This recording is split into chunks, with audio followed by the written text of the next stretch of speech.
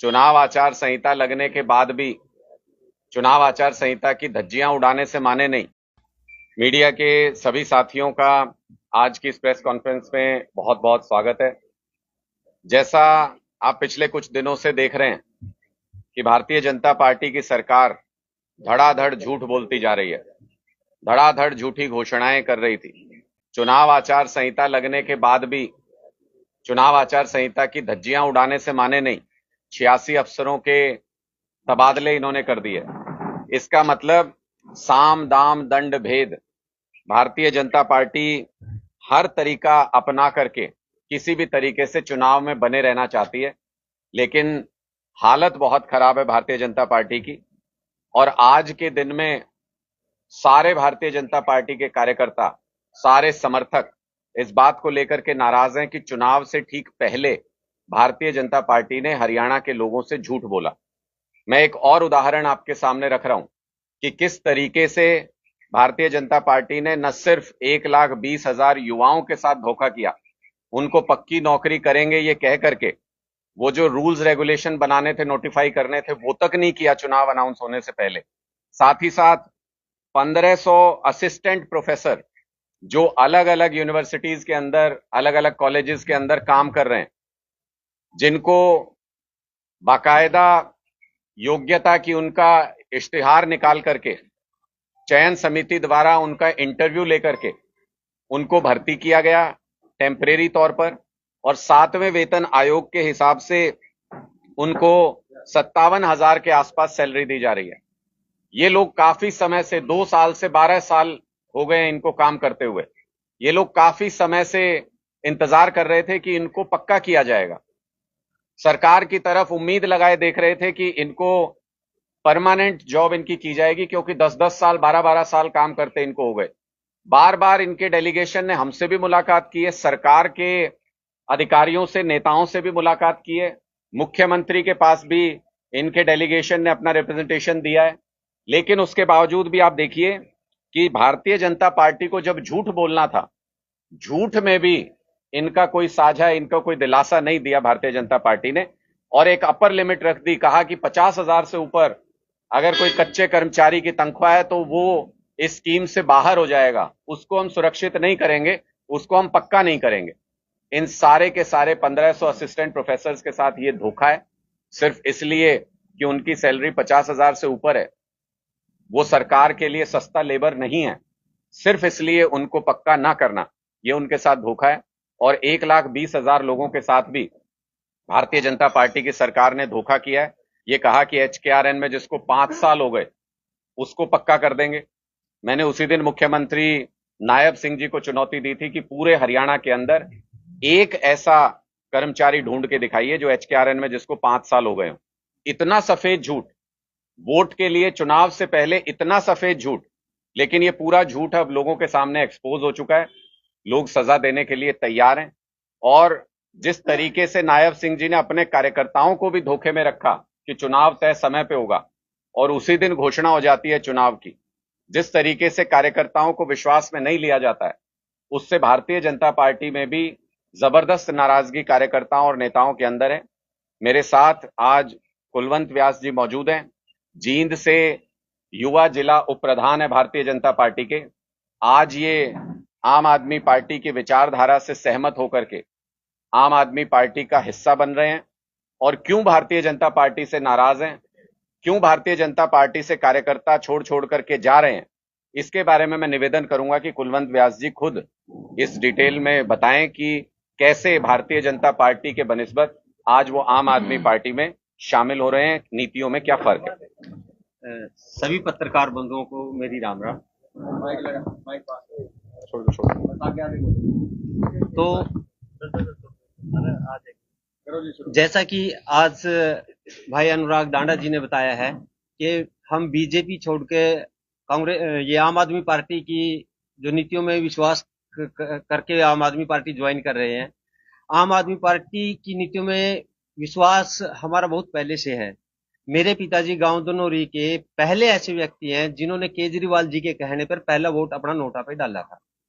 उसके बाद भी हम बीजेपी पार्टी से जुड़े रहे, क्योंकि हमारे दिमाग में एक चीज पर रखी थी कि ये हिंदुओं की पार्टी है।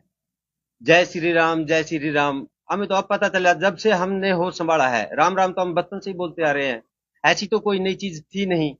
लेकिन चलो वो तो एक धार्मिक मामला है, बीजेपी पार्टी उसका फायदा उठाती रही है। लेकिन उसके साथ साथ मैं बीजेपी पार्टी के उन कार्यकर्ताओं को जो युवा मोर्चा में हमारे साथ कार्य करते रहे हैं और जो ये कहते रहे हैं कि बीजेपी पार्टी अपने लिए कुछ नहीं कर रही, ना रोजगार का विषय था उनका। रोजगार के विषय में एक भी व्यक्ति जो बीजेपी पार्टी से जुड़ा हुआ है, कोई भी कार्यकर्ता ये नहीं कह सकता कि भी मैंने अपना एक आदमी कोई सफाई कर्मचारी लगवा दिया। 10-12 साल से पार्टी में धक्के भी खाने लग रहे हैं और इसके साथ साथ देख रहे हैं। लेकिन मैं उनको ये कहना चाहता हूँ, यदि उनके अंदर जरा सी भी कोई मानवता के प्रति, कोई देश के प्रति, कोई अपने गांव के प्रति या किसी समाज के प्रति वो अपनी कोई जिम्मेवारी सोचता है, तो मेरे हिसाब से उनको बीजेपी पार्टी छोड़ देनी चाहिए। या वो ये छोड़ दे कि भाई बीजेपी पार्टी ने उनके साथ गलत किया है। और जो अभी ये 1,25,000 कर्मचारी कह रहे हो ना, इनमें एक मेरा भाई भी है, वो बता रहा था इनके भाई, न्यू का 1 तारीख में इलेक्शन होगा, 4 को गिनती होगी, 6 को पहली कैबिनेट की मीटिंग में नायब सैनी साहब साइन मारेंगे उसके ऊपर। भाई एक सभी कर्मचारियों को मैं बता रहा हूं, मोदी जी के बाद नायब सैनी जी का जुमला है। कल कोई इस हवा में ना रहे कि ये इनको रेगुलर करेंगे। सबसे बड़ी झूठ कैथल में बोली है। उस दिन हम भी यहाँ थे जिस दिन आचार संहिता लगनी थी। उन्होंने ये उस दिन भी ये कहा कि अभी आचार संहिता नहीं लगेगी। कार्यकर्ताओं के साथ सबसे बड़ी ठगी ये थी। ये नहीं था कि मुख्यमंत्री को पता नहीं है कि आज आचार संहिता लगेगी। मुख्यमंत्री जी को पता था, इसीलिए 5,28,000 करोड़ रुपए, वो 528 करोड़ रुपए शायद, वो उन्होंने किसानों के खाते में डाले हैं। लेकिन बचपन में एक टीचर हमें कहता था, यदि किसी के मान सम्मान के साथ हम खिलवाड़ करके उसको कुछ देते हैं या किसी के गाल पे एक थप्पड़ मार के उसको एक लड्डू देते हैं ना, तो ये किसानों के लिए वो है। हरियाणा पंजाब के बॉर्डर को भारत पाकिस्तान का बॉर्डर बना के रखे है इन्होंने। और आज ये 2,000 रुपए देकर किसानों को अपनी तरफ आकर्षित करना चाहते हैं। किसान, एम्प्लॉयज, जाट, नॉन जाट, राजपूत, गुज्जर, हर एक समाज को इन्होंने एक दूसरे से लड़ा के रखा है। और कितने भावुक लोग थे, इनकी बातों में आके आपस में लड़ाई झगड़े भी रखे हैं। तो मेरी सभी से एक प्रार्थना है, जहां तक भी आपके चैनल के माध्यम से हमारी आवाज जा रही हो, तो कि आज के बाद एक तो जो ये हिंदू मुस्लिम का जो सिस्टम पार्टी ने चला रखा है, इसको छोड़ दो। क्योंकि हमारे गांव में मुस्लिम भी है, हिंदू भी है। जो मुस्लिम समाज है वो भी हमारे हिंदू त्योहारों को मनाता है। इसीलिए एक तो इसकी इस भावना से बाहर निकलो। और जो ये जुमलेबाजी है, आप देखोगे कि 2.5-3 महीने में नायब सैनी जी ने इतनी घोषणा कर दी, उनको खुद भी याद नहीं है अब क्या क्या घोषणा उन्होंने कर की है। तो इनके इन जुमलों से बाहर निकलो। आम आदमी पार्टी के लिए आपको वर्कर बनने की जरूरत नहीं है, कार्यकर्ता बनने की जरूरत नहीं है, लीडर बनने की जरूरत नहीं है। एक आम आदमी बनकर आप अपना वोट डाल लेंगे तो आपके बच्चों की शिक्षा के लिए जाएगा, आपके बच्चों के स्वास्थ्य के लिए जाएगा। यदि आप इन चीजों से, पहली बात तो कोई अपरिचित नहीं है, आप दिल्ली में देख सकते हैं, पंजाब अपने साथ लगता स्टेट है, वहां देख सकते हैं। इसीलिए मेरे कम से कम उन बीजेपी वाले साथियों से मेरा अनुरोध है जो मेरे पास आके रोकते थे कि भाई पार्टी कुछ नहीं करी, कम से कम वो मेरे साथ इस पार्टी को छोड़ दे और आम आदमी पार्टी में ना कोई लीडर बनना, अपने गांव में ही एक आम आदमी बन के आम आदमी पार्टी के लिए कार्य करे। पैरे पाछे और सूत्रे लगेंगे। बहुत बहुत स्वागत है आपका। बताओ जी। कर्मचारियों की आपने बात की है, कर्मचारी 1,30,000 आम आदमी पार्टी की क्या नीति है? देखिए, हमारी बहुत स्पष्ट नीति है। लाखों बच्चे सरकारी नौकरी के लिए तैयारी कर रहे हैं। इन्होंने कहा था सीईटी एग्जाम कराएंगे हर साल, एक बार करा के दोबारा कभी लौट के नहीं आए। लाखों बच्चे इंतजार कर रहे हैं। HKRN में जो पूर्व मुख्यमंत्री मनोहर लाल जी हैं, उन्होंने खुल के ये कहा था पत्रकारों के सवाल के जवाब में कि ये कच्चे हैं कर्मचारी, हमको इनकी जिस दिन जरूरत है उस दिन बुलाएंगे, अगले दिन जरूरत नहीं है हटा देंगे। बहुत सारे हजारों लाखों बच्चे ऐसे थे जिनको ऐसी अस्थाई जॉब नहीं करनी थी, वो अपनी सरकारी नौकरी की तैयारी कर रहे थे। 2 लाख सरकारी नौकरी तो आपने खाली रखी हुई है। और टेम्परेरी तरीके से बिना किसी भर्ती प्रोसीजर के आपने जिनको अपने लोगों को भी उसमें रख लिया या जिसको भी एचकेआरएन की जॉब में रखा। और इसमें मैं ये भी कहना चाहता हूं कि एचकेआरएन में बहुत सारे योग्य उम्मीदवार भी जिनको अगर परमानेंट जॉब निकाली होती सरकार ने तो वो वहां एडजस्ट हो गए होते, लेकिन उनके साथ भी उनकी भावनाओं के साथ इस तरह का खिलवाड़ करना कि 5 साल जिसको हो गए उसको पक्का कर देंगे। हुए ही नहीं, 3 साल हुए एचकेआरएन शुरू हुए, 5 साल का तो एक भी कर्मचारी नहीं है। जब तक 5 साल होंगे तब तक नायब सिंह जी पता नहीं कहां होंगे। इस तरीके की बिना सिर पैर की घोषणाओं से युवाओं का हौसला टूटता है।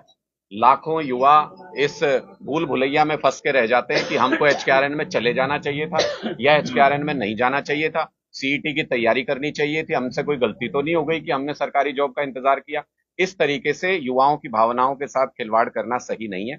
आम आदमी पार्टी ने, केजरीवाल जी ने ये गारंटी दी है कि आम आदमी पार्टी की सरकार आएगी तो 100% रोजगार सुनिश्चित करेंगे और एक एक युवा को रोजगार देंगे। 2 लाख सरकारी नौकरी पहली कलम से आम आदमी पार्टी हरियाणा के अंदर निकालेगी। और जैसा हमने दिल्ली में किया, 12 लाख नौकरियां दी अरविंद केजरीवाल जी ने अपने कार्यकाल में दिल्ली में, और पंजाब में 50,000 सरकारी नौकरी और 3.5 लाख प्राइवेट रोजगार पिछले 2-2.5 साल के अंदर दिया। ऐसी नीतियां हरियाणा के अंदर भी आ सके, युवाओं का कुछ भला हो सके, ये हमारा प्रयास है। विधानसभा सत्र बुलाऊंगा। देखिए, नायब सिंह जी की मर्जी है। अब विधायक तो उनके चुनाव घोषित हो गया, दोबारा तो आने नहीं। तो अगर बैठ के थोड़ी गपशप करना चाहते हैं अपने लोगों से, आखिरी बार विधानसभा के मजे लेना चाहते हैं तो ले लें, उसमें कुछ कर नहीं सकते हैं। तकनीकी तौर पे अगर आप देखेंगे तो ये वेस्ट ऑफ एफर्ट है, इसी को जुमला कहते हैं। मोदी जी ने कहा 15 लाख दे देंगे, लोगों ने तो यकीन किया था। लोगों की थोड़ी गलती है, गलती मोदी जी की है। बाद में बोले कि ये तो जुमला था। अब ये भी कह रहे हैं ये चाहते तो इसी अनाउंसमेंट को 1 महीना पहले करके, अब तो नायब सिंह जी को भी मुख्यमंत्री बने हो गए कई महीने, ये चाहते तो 1 महीना पहले अनाउंसमेंट करके उसका बाकायदा नोटिफिकेशन करके उसके रूल्स बना के इन लोगों को इंडक्ट कर सकते थे। पर इनको भी पता है कि ना ये कानूनी रूप से मुमकिन है, ना इनके पास इसके लिए कोई अच्छी योजना है।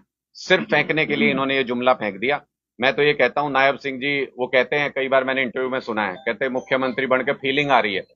तो मैं तो ये कह रहा हूं कि भाई फीलिंग ले लो, आखिरी बार फीलिंग आ रही है। इसके बाद तो लोग आपको ऐसी जगह भेजेंगे जहां से विधानसभा के दूर से दर्शन करने पड़ेंगे। गैलरी तक में बैठने से लोग नाराज होने लगेंगे आने वाले समय में भारतीय जनता पार्टी के नेताओं से। इसलिए आखिरी विधानसभा सत्र आपको मुबारक। सिलेंडर राजस्थान में भी 500 पहले ही नागरिक ने घोषणा की थी कि किसानों के खाते में 525 करोड़ रुपए डाल दिए। देखिए, थोड़ी देर पहले मैं ये कह रहा हूं कि अगर आए भी हों तो मैं तो साफ तौर पे ये कहना चाहता हूं कि अगर नायब सिंह जी को ये लगता है, एक मैं टीवी पे सुन रहा था, वो कह रहे थे मैं भी किसान का बेटा हूं। किसान का बेटा होके भी अगर उनको ये गलत फहमी है कि किसान के जमीर को 2,000 रुपए से खरीद सकते हैं, तो लानत है उनकी सोच पे। जिस दिन इन्होंने सड़क के ऊपर 750 किसानों की शहादत ली थी, उस दिन इनको किसान याद नहीं आए। अब ये चुनाव से ठीक पहले कह रहे हैं 24 फसलों पे एमएसपी दे देंगे, पहले इनको ये एमएसपी याद नहीं आया। चुनाव जल्दी क्यों करा रहे हैं? सीजन आने वाला है, मंडी में फसल जाएगी तो पता चल जाएगा, पोल खुल जाएगी कि एमएसपी तो दे नहीं रहे, 500 600 रुपए कम में किसानों को अपना अनाज बेचना पड़ रहा है। वो पोल ना खुल जाए इसलिए 15 दिन पहले चुनाव करा रहे हैं। इनको क्या लगता है कि लोगों को ये बातें समझ में नहीं आती? अगर इनको लगता है कि 2,000 रुपए में किसान का जमीर खरीदा जा सकता है, तो मैं तो ये कहूंगा कि किसानों को मुबारकबाद दूंगा जिनके अकाउंट में 2,000 रुपए पहुंच गए। चुनाव में भी इनके पास बहुत पैसा है, चुनाव में भी पैसा देने के लिए आएंगे। एक पैसा मत छोड़ना, इनसे पैसा ले लेना सारा का सारा, हमारा ही लूटा हुआ है, और वोट झाड़ू पे डाल देना इसका। अनुराग जी, बीते दिनों लोकसभा का भी चुनाव हुआ, आपका गठबंधन भी था, उसके बाद भी आप नहीं जीत पाए, तो क्या लगता है कि इन चुनाव में आप अकेले भी लड़ोगे और जीत पाओगे?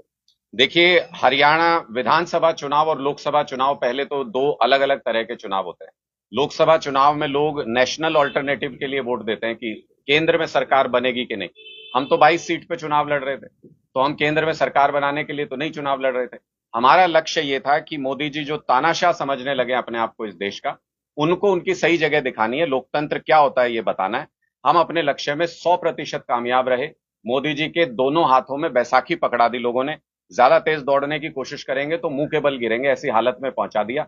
हम अपने लक्ष्य में पूरी तरह से कामयाब रहे, जिसकी वजह से इंडिया गठबंधन बनाया गया था। दूसरी बात, हरियाणा विधानसभा चुनाव में लोग ये देखते हैं कि राज्य की सरकार में कौन हमारी जो मूलभूत सुविधाएं हैं वो हमको दे सकता है, हमारी इच्छाओं को पूरा कर सकता है। आम आदमी पार्टी का ट्रैक रिकॉर्ड है, हमने दिल्ली और पंजाब में ये करके दिखाया है। एक हरियाणा के दाएं तरफ है, एक बाईं तरफ है। लोगों को देखने को मिलता है कि बिजली फ्री हो सकती है, स्कूल अच्छे हो सकते हैं, अस्पताल अच्छे हो सकते हैं। जब राज्य में वोट करते हैं लोग हमको, तो वो हमको एक विकल्प के रूप में देखते हैं। जब हम गुजरात में मोदी जी के घर में 41 लाख वोट ला सकते हैं, तो ये तो अरविंद केजरीवाल जी का जन्म स्थान है। एक तरफा वोटिंग होगी हरियाणा के अंदर। हम लोग सर्वे में नहीं आते, सीधे सरकार में आते हैं। और आप देखिएगा कुछ दिनों के बाद हरियाणा में आम आदमी की सरकार बनने वाली है। ये 5 गारंटियां केजरीवाल जी की पूरी करेंगे। पंजाब में आपकी सरकार अनुराग है, जी कहाँ से हरियाणा दावा को पानी ठोक रहे नहीं दे हैं? रहे आप। अनुराग जी एक एक कहाँ से करके दावा ठोक रहे हैं? देखिए, कोई दावा ठोकने के लिए नहीं, हम लोग यहाँ टिकट या किसी पद के लालच में तो पार्टी में आए नहीं। हमारा तो एक लक्ष्य है कि हरियाणा के अंदर आम आदमी पार्टी की सरकार बनानी है। पार्टी का जहां से जो आदेश होगा वो हम पूरा करेंगे। जिस तरीके से लोकसभा चुनाव के अंदर लोगों ने आम आदमी पार्टी को 5 लाख से ज्यादा वोट दिया, वो अपने आप में इस बात को लेकर के स्टैंप है कि कांग्रेस और बीजेपी के बाद अगर कोई तीसरा विकल्प हरियाणा के अंदर है तो वो आम आदमी पार्टी है। हमारा काम है इस विकल्प को लोगों तक लेकर के जाना। हमारा काम है लोगों को ये बताना कि कुएं और खाई के बीच में इस बार एक पगडंडी भी है। लोग ये कहते थे एक तरफ कुआं है एक तरफ खाई है, या तो कुएं में गिर जाओ कांग्रेस को वोट देके, या खाई में गिर जाओ बीजेपी को वोट देके। हम ये कह रहे हैं भाई, कुएं और खाई के बीच में इस बार एक पगडंडी है जो सुनहरे हरियाणा की तरफ जाती है, जो सीधे आम आदमी पार्टी की तरफ आती है। हमने विकल्प लोगों के सामने रख दिया। हम लोगों के पास डोर टू डोर चले गए, 15 दिन में 45 रैलियां कर दी। अब लोगों का काम है, जनता का काम है कि वो क्या निर्णय लेते हैं। लोकतंत्र में जनता सर्वोपरि होती है। पंजाब में आपकी सरकार है, क्यों नहीं बोलती कि पानी देंगे नहीं? देखिए, मैं बिल्कुल ये सवाल, मुझे लगता है कि जब इस बार पॉलिटिकल पार्टीज मैदान में जाएं तो लोगों को ये सवाल पूछना चाहिए। ये जो बार बार एसवाइएल का मुद्दा उठाती हैं सारी पार्टियां, लोगों को ये सवाल पूछना चाहिए। इस बार जो भी वोट मांगने के लिए उनके पास आए, लोगों को ये पूछना चाहिए कि आप लोगों की जब पंजाब के अंदर, हरियाणा के अंदर और केंद्र के अंदर कांग्रेस की सरकारें रही, कई बार रही, लोगों को ये पूछना तो चाहिए भाई दर्द क्या था। 3 लोगों को कमरे में बैठ के डिसाइड करना था, किया क्यों नहीं? पानी दिया क्यों नहीं? एडजस्ट क्यों नहीं किया किसको कितना पानी मिलना चाहिए? नहीं किया क्योंकि राजनीति करनी थी। बीजेपी को भी ऐसा मौका 2-3 बार रिसेंटली भी मिला है, जिसमें पंजाब में भी अकालियों के साथ उनकी सरकार थी, केंद्र में भी उनकी सरकार थी, हरियाणा में भी उनकी सरकार थी। बंद कमरे में बैठ के मोदी जी चाहते वो फैसला हो जाता, किया क्यों नहीं? इसका मतलब उनको भी राजनीति करनी थी इस मुद्दे के ऊपर। मोदी जी 2019 में हरियाणा में आए थे रैली में, ये कह के गए थे 70 साल से पानी बह के पाकिस्तान जा रहा है, ये देश के हिस्से का पानी। बोले मोदी इस पानी को रोकेगा। मैं ये पूछना चाहता हूं, 5 साल भी बीत गए, अगली वोटिंग भी हो गई, मोदी जी कोई एक बूंद पानी रोकी? या दुश्मन देश में पानी जा सकता है, लेकिन पंजाब, हरियाणा, राजस्थान को आप लड़वाते रहोगे पानी के लिए आपस में? ये सारे सवाल जनता को पूछने चाहिए। आम आदमी पार्टी को अभी ऐसा मौका नहीं मिला। ये बातें आपस में बातचीत करके सुलझाने की है। केंद्र सरकार दखल दे तो अभी भी सुलझ सकती है, लेकिन मोदी जी मीटिंग में आने को तैयार नहीं। अरविंद जी ने खुला निमंत्रण दिया कि 15 मिनट दे दो चाय पीने के लिए, हम ही चर्चा कर लेंगे कैसे इस पे समाधान निकालना है। मोदी जी ने 2 साल हो गए, आज तक वो 15 मिनट नहीं वो निकाल पाए। विदेशों में घूमने के लिए उनके पास समय। तो हमारा स्पष्ट तौर पे ये कहना है कि सबको मौका दे के देख लिया। ये चौटाला यहाँ कुरुक्षेत्र में चुनाव लड़ रहे थे, कह रहे थे हरियाणा हमने बनाया, हरियाणा हमने बनाया। मैं ये पूछना चाहता हूं, जब मकान बनाते हैं तो पानी की पाइप तभी लगाते हैं या 10 साल बाद पानी की फिटिंग कराते हैं उसमें? अब हरियाणा, भाई तुमने हरियाणा बनाया था तो पानी लाना भूल गए थे क्या उस टाइम पे? तो इन सारे लोगों को लोगों ने जांच परख लिया, सबको मौका मिल चुका। एक मौका इस बार अपने बेटे हरियाणा के लाल अरविंद केजरीवाल को इस बार लोगों को देना चाहिए। आप देखिएगा कि हमने गूढ़ समस्याओं का समाधान दिल्ली में भी किया है, पंजाब में भी किया है। हम हरियाणा की समस्याओं का भी समाधान करेंगे। आखिरी सवाल है, लोगों में चर्चा है कि नायब करनाल की बजाय कैथल से चुनाव लड़े। स्वागत है, जमानत जब्त करानी हो तो कैथल का सौभाग्य होगा कि नायब सिंह जी की जमानत जब्त करा के भेजेंगे। कांग्रेस कह रही है कि ये जो चुनाव होगा बीजेपी और कांग्रेस के बीच का चुनाव है, बाकी तीसरी कोई पार्टी नहीं है। ये निश्चित तौर पे उनका स्वागत है। दिल्ली में भी यही बोला था, फिर जीरो पे चले गए। पंजाब में भी बोला था तो आज हाशिए पे हैं वहां पे। हरियाणा में बोल रहे हैं हम फैसला हरियाणा की जनता पे छोड़ते हैं कि इनकी दादालाई तो नहीं है, ये इनकी जागीर तो नहीं है राजनीति।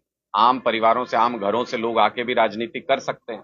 हम लोगों के बीच में सिर्फ तीसरा विकल्प रख रहे हैं। मैंने पहले भी कहा कि कांग्रेस को हरियाणा में 25 साल राज करने का मौका मिला। 25 साल में क्या नहीं बदल सकता? बीजेपी को 10 साल राज करने का मौका मिला, क्या नहीं बदल सकता 10 साल में? लेकिन ये लोगों को मूलभूत सुविधाएं नहीं दे पाए। 24 घंटे बिजली एक गांव नहीं बता सकते हरियाणा में जहां 24 घंटे बिजली आती है। एक गांव, खुली चुनौती है बीजेपी को। 5800 गांव बोलते हैं अपने पोस्टरों में, कोई भी नेता उनका, मुख्यमंत्री चलने को तैयार हूं, एक गांव में बता दें 24 घंटे बिजली आती है। बिजली मुफ्त नहीं कर पाए। स्कूल में, सरकारी स्कूल एक गांव बता दो जहां पे सरकारी स्कूल में कहीं स्विमिंग पूल हो, सारे टीचर पूरे हों, बेंच लगे हुए हों, बढ़िया इंफ्रास्ट्रक्चर हो, कोई हॉकी का ग्राउंड बनाओ इंटरनेशनल लेवल का, एक स्कूल बता दो, नहीं मिलेगा आपको। एक अस्पताल बता दो जहां सारी मशीनें हो, सारे टेस्ट होते हो, वो फ्री में होते हो, दवाइयां सारी मिलती हो, एक नहीं मिलेगा आपको। अगर आप मूलभूत सुविधाएं नहीं दे पाए, कलायत कैथल में तो ये हाल है, यहां तो गांव में पीने का पानी नहीं है, जहरीला पानी पीने को मजबूर हैं लोग, पानी पी पी के बीमार हो रहे हैं लोग, पीने का पानी नहीं दे पाए घरों में। तो अगर 25 साल और 10 साल में आप ये मूलभूत सुविधाएं नहीं दे पाए और फिर कहते हो कि लोगों के पास विकल्प नहीं है, कह रहे हैं कि कुआं है या खाई है, बस दो ही विकल्प हैं, या तो कुएं में गिर जाओ या खाई में गिर जाओ। आप लोग ये सोचते रहिए कि दो ही विकल्प हैं। आम आदमी पार्टी ने लोगों के सामने तीसरा विकल्प रख दिया। अपनी सरकार बनाइए, अपने बच्चों के लिए सारी मूलभूत सुविधाएं आम आदमी पार्टी की सरकार में लाइए। सभी सीटों पर चुनाव लड़ेगी आप? 90 की 90 सीटों पर आम आदमी पार्टी विधानसभा चुनाव लड़ने जा रही है, क्योंकि हम आम आदमी की सरकार बनाने के लिए चुनाव लड़ रहे हैं। बहुत जल्दी एक फाइनल फेज में अभी कैंडिडेट सिलेक्शन प्रोसीजर चल रहा है, हर एक कॉन्स्टिट्यूएंसी में सर्वे कराए जा रहे हैं। बहुत जल्द आम आदमी पार्टी की टिकट्स की अनाउंसमेंट होगी। राजस्थान चुनाव से पहले कहा था कि सिलेंडर बंद होगा, हरियाणा चुनाव से पहले भी। देखिए, राजस्थान चुनाव के बाद क्या हुआ उस पर भी ध्यान दीजिए। विधानसभा के पहले सत्र में भारतीय जनता पार्टी ने ये कहा, ऐसा कब कहा था हमने? तो हरियाणा में भी वही हालत है। इनकी झूठ बोलने की आदत है, इनके बीच में कंपटीशन है। नायब सिंह जी कहते हैं मैं मोदी जी से ज्यादा झूठा, मोदी जी कहते हैं अरे तुम तो नए नए आए हो, मैं तुमसे ज्यादा झूठा। खट्टर साहब कहते हैं अरे तुम लोग क्या झूठे, मैं 9.5 साल झूठ बोल के चला गया। इनके बीच में झूठ बोलने का कंपटीशन है, इनके बीच में जुमलों का कंपटीशन चल रहा है, जनता सब समझ चुकी है। Thank you. क्या रणनीति क्या रहेगी 90 सीट पे जो है? सरकार बनाने की रणनीति है, एक एक बूथ पे चुनाव लड़ेंगे, एक एक बूथ पे बूथ योद्धा तैयार है, एक एक गांव में हमारी कमेटी तैयार है। 90 की 90 विधानसभा पर ऐसा चुनाव लड़ेंगे जैसा हरियाणा के इतिहास में कभी नहीं हुआ।